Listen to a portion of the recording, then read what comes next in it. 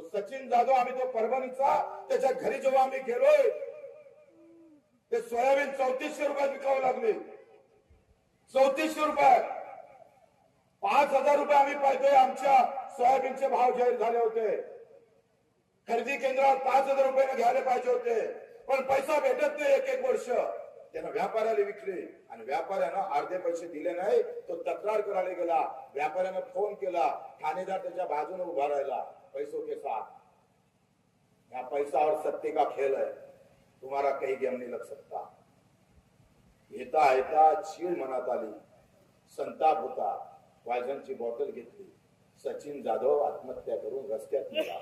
त्याची बायको 7 महिन्याची गर्भवती होती. 7 महिन्याची. तो टाळ्या वाजवता नालाय का मला थोबाडते. 7 महिन्याची गर्भवती होती. 7 महिन्याच्या गर्भवतीनं आमच्या बहिणीनं आत्महत्या केली.